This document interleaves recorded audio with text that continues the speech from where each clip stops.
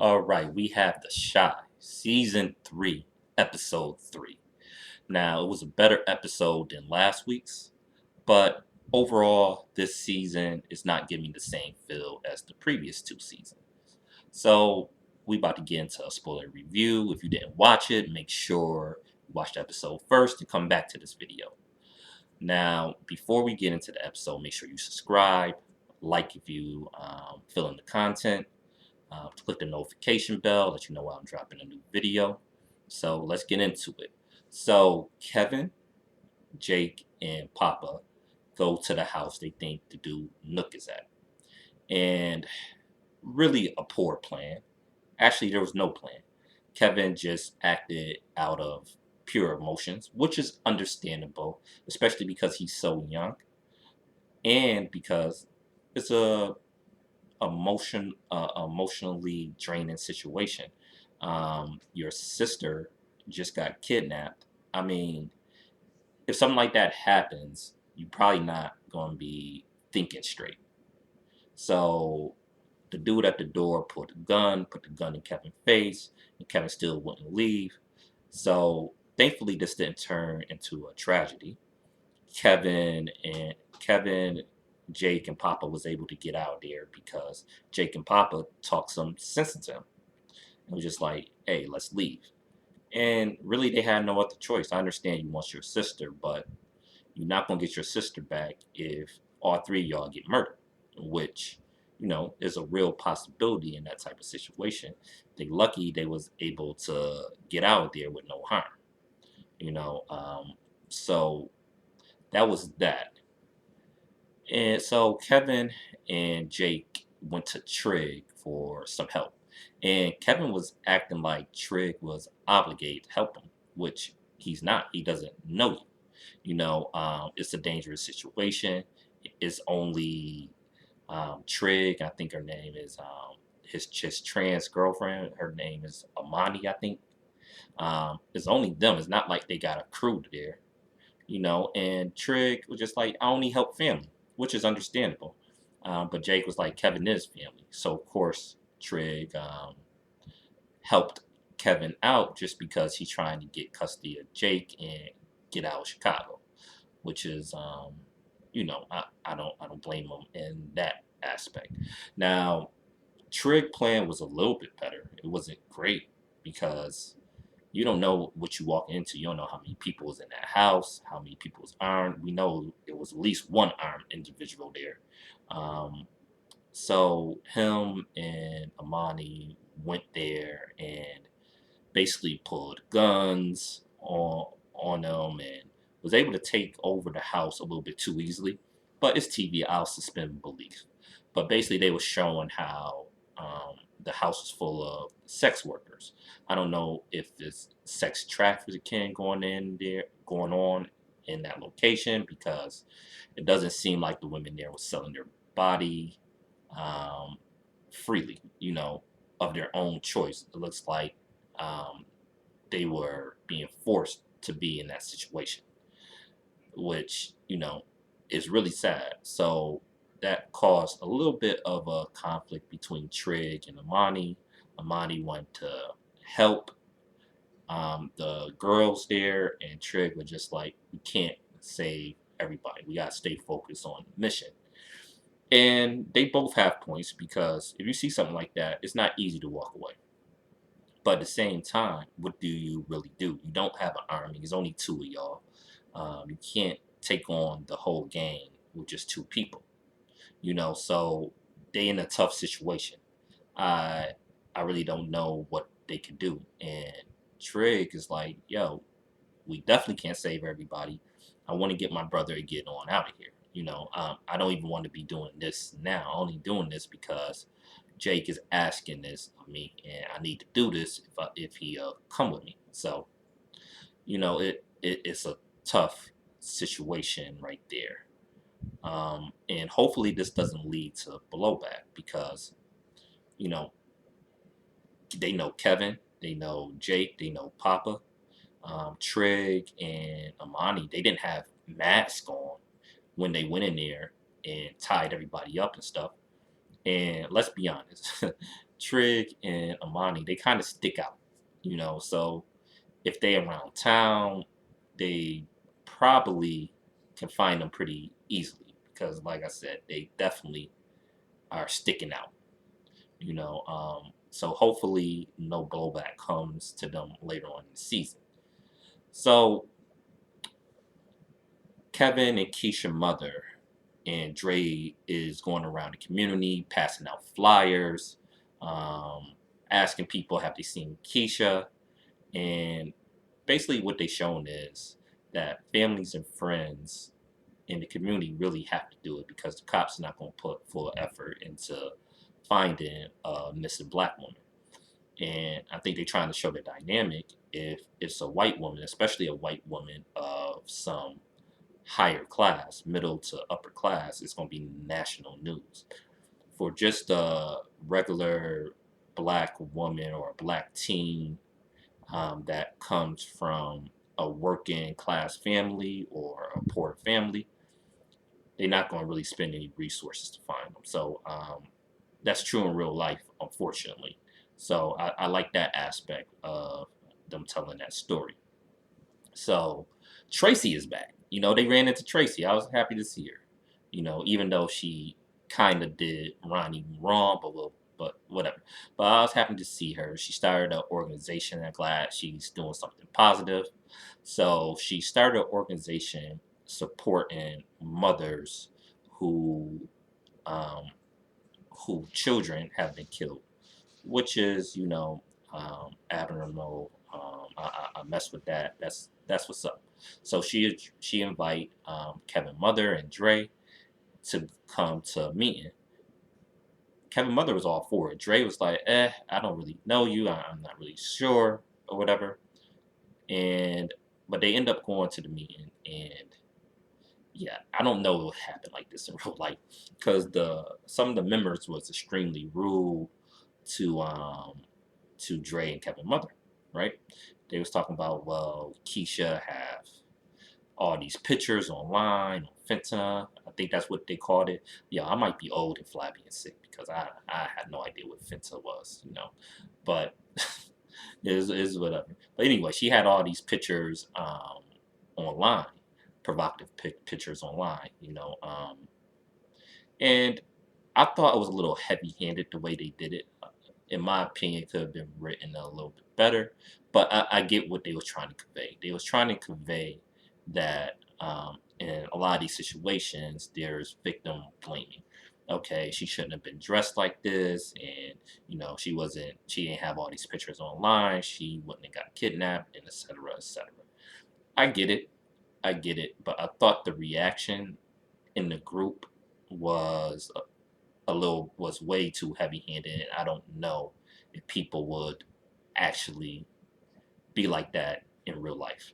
But then again, you do have some people that's pretty bold and selfish, um, and just do the most in real life as well. So who knows, right? Maybe that would happen. I would hope not, but you know, nothing surprises me anymore. So to Emmett, right? Emmett and Tiff situation, it's just a pure mess. Like I don't like they are real messy, right? So apparently they were about to be homeless, which again, this is what I'm talking about with the writing this season. The previous two episodes, there was no signs that they was about to be homeless. Zero, zero signs they was gonna be homeless. Like, cause if you about to get evicted, wouldn't you be kind of on edge, stressed out? Like they were just going about things normally. The previous two episodes.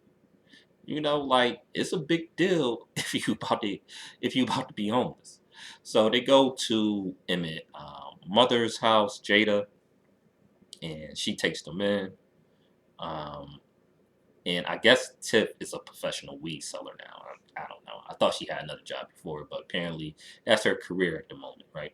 They still didn't explain the pregnancy and why she's not pregnant right now. Did she have a miscarriage? Did she get an abortion? I don't know because the show's not telling us. They just seem like they just forgetting about that storyline. But it is what it is, right? It just seems like it's going to be a lot of that this season. And if you're going to watch this season, you just going to have to roll with it, I guess. Even though to me it's kind of sloppy. But Tiff was mad rude to Jada, right? Like, this is crazy to me too. You in her house, right? Because Tiff and Emmett got in an argument about who's going to take their kid to daycare, and she kind of snapped at Jada. Was like, one of the reasons that Emmett is not responsible or irresponsible is because you always come in and save him. I'm like, yo, didn't she just take you in your house? Was you about to be homeless? Like, even if that's true, that's not the time or the place to say that when she doing you a favor. Like, you better be more appreciative. But, there is people like that in real life. People that feel like you obligated to help them. Like, no, I'm not obligated to do nothing. I'm not obligated to do anything. You have people like that. I understand that she have Jada grandson, but like, yo, she's still doing you a favor. Better be, you better show some gratitude. Bring that up at a later situation or a later time. Once you got your stuff together, you don't do it in that moment when you was about to be out on your ass. You know. So speaking of rude, Lala again, same thing. She goes into Sunny spot, right? And Lala tastes a little sample of the chicken. And she was like, oh, she started telling her son, you know what? If you use buttermilk and if you do this and that to the chicken, it'd be better. So like, yo, who is you? Again, Lala is not necessarily wrong because when Emmett brought the food to Dre later, Dre was like, oh, yo, this the chicken is slamming or whatever.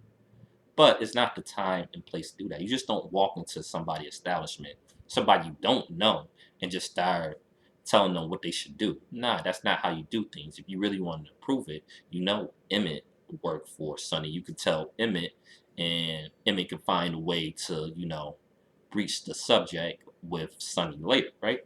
You just don't go in there and just telling the man how to operate his business and how he cooked. That's not how you do things.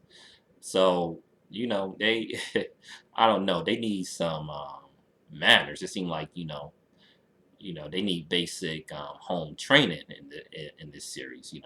It's kind of wild. But, you know, Emmett and Lala is doing the after hour spot, and Lala is overwhelmed in the kitchen because so many people came. And she's like, yo, you need to get me some backup help. So I don't know what Emmett going to do, but he's definitely going to have to hire some more cooks so they can handle the volume of customers that they have. But one thing I do see happening is Sonny's going to shut this down once he find out because he don't want her in the kitchen anyway. So this is going to be um, they're gonna have a little bit of success, and when Sonny find out, I can see him just cutting that off right away. So we'll see what happens with that. Now back to the best part of the show, the children. I wish the show was mainly focused on them because they are the most enjoyable part of every episode.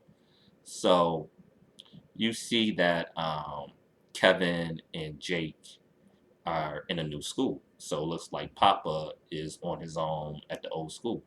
But maybe he's not on his own because him and Maisha seem like they got some puppy love going on there.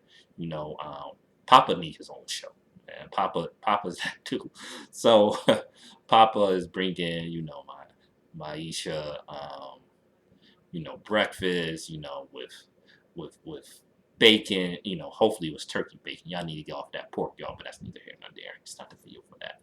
We'll discuss that some other time. But with bacon, some eggs, and some toasted on some bread or whatever, a little bit of jelly. So he's going all out for her. They kicking it now. So it's good to see that little puppy love. They seem like a fun couple, whatever. So Kevin looks like he might have a new crush or a new little love interest. He have a new one every year. So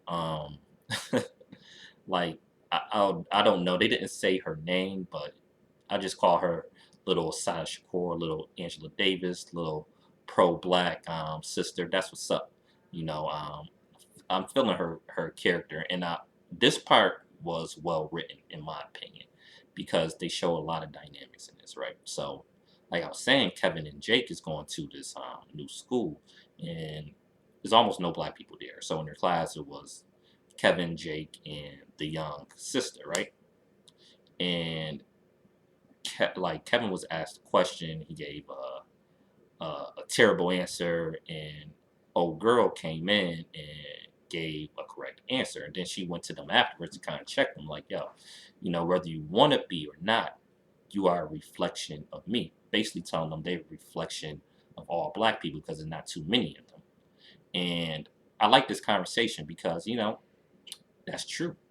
Like when you're in situations, because I've been in situations where I'm like one of the only black people at somewhere, and they act like you the representative of all black people, and so on and so on. So it's true. But I felt what Jake was coming from too.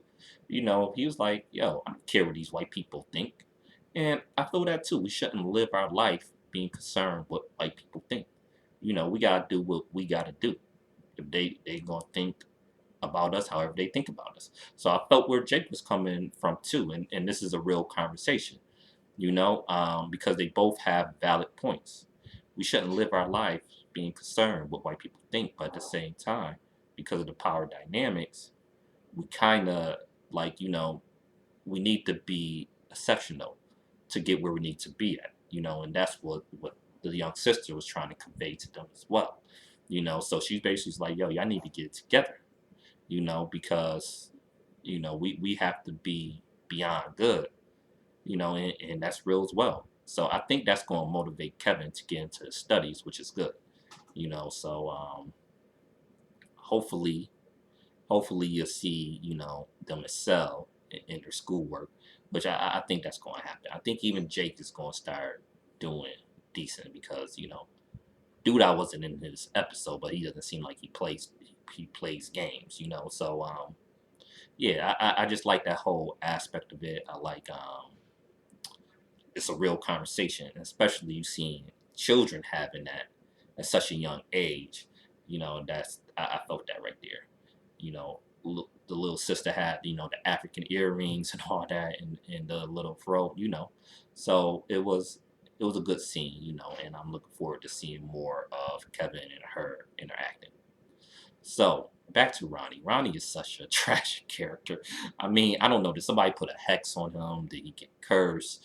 I don't know, but nothing goes right for him. So he getting jumped. He getting beat up. Papa Father take him in. Papa's like, you do know who this is. Papa Father's like a child of God. So I don't know if he's going to get into church or not. Just a few seasons ago, I thought he was going to be into the mosque with common character. They didn't go anywhere with that. So I don't know. I don't know what they're doing around. He just a mess. But Miss Ethel is back. Um, it's sad to see because it looks like she had dementia, um, or something like that, because she doesn't even recognize Ronnie. Um, I want to know how she lost the house. If you watched last season, you know that they was trying to. Some shady people was coming around trying to get control of that property, and I don't know what happened. Did they owe taxes? Did she sell it? Did she sell the house not knowing what she signed? Did they still have a mortgage? So I would like an explanation of what happened to the house. Probably not going to get that. You could have had the storyline with the cops because what happened to the cops for last season. I guess they just not going to be there either, right? They introduced I think her name was Alex, the main cop from last year. I guess when they wrote off Brandon, that storyline just died. They didn't bring her back, but I think she was investigating the real estate thing that was happening, along with what was going on with Brandon. But look like that's the end of that storyline. So this when Ronnie is bringing the bottles back, this woman that worked at the recycling center or seemed to have a little crush on him or keep trying to throw it at him, basically, right? But Ronnie tell her he don't want pity pussy. You know what I'm saying? I'm like, Ronnie, bro, you need to get what you can get. You don't have nothing going for you. You can't be picky. You know, if it's pity, you better take that pity because you are pretty pathetic right now. You know what I'm saying? But I get it. I get his character because I was in the military. You see this a lot, right? So Ronnie was in the military. You see a lot of people that come back from, you know, overseas in the military for all these wars, and they have a hard time adjusting. So I understand. I definitely understand. You know, because a lot of those jobs don't transfer into the civilian world. A lot of times you have PTSD. So I understand the reason he's the way he is. You know, then he liked Tracy so much, and you know he wanted that family, but he wasn't his real father. And being reminded of that, you know, it kind of, you know, it just kind of messed with him. And he got to drinking, became an alcoholic to deal with his problems. You know, you see that happen. You know, he doesn't seem like a bad guy. It just seems like he just can't get his stuff together. Now, at the end, everybody is at Keisha visual. So they having a little rally for Keisha, making everybody aware of the situation. They go there and Ronnie spots this white guy, right? And this white guy looked mad suspicious. You know, when Ronnie is getting close to him, the white dude runs off and they can't find him. So was he the one that um, took Keisha? I don't know. I guess we're gonna find out because this Keisha storyline seemed like it's not going away. It looked like it's gonna be the entire season. I was hoping it was gonna be only a few episodes, but that's not what it's gonna be. You know. Again, this was a better episode. Not not a great episode, but it was a better episode. It was watchable, and that's what I feel like about this whole season so far. Watchable, but it is not giving me the same feel as season one or season two. I think the show is suffering for not having a defined main character. Like we 3 episodes in, I still don't know who the main character. You know, I would hope it would be the children because that's the most interesting storyline. Maybe Emmett second, but we don't know. We don't know who's the main character yet. So I don't know. Hopefully, it gets better. Like it's not bad, but like I said, it's too many unfinished storylines. Sometimes there's too much stuff going on. But we'll see. Keep watching because I'm going to keep watching just because I want to see how it ends because I was invested in the first 2 seasons. It's still watchable. So, what do y'all think? You know, do y'all agree with me? Do y'all disagree? You know, comment. I respond. I respond to the comments. So let me know what y'all think. You know, and once again, don't forget to subscribe, like the video, share. I'm Amin Shah, signing off for Say What I Mean. Peace.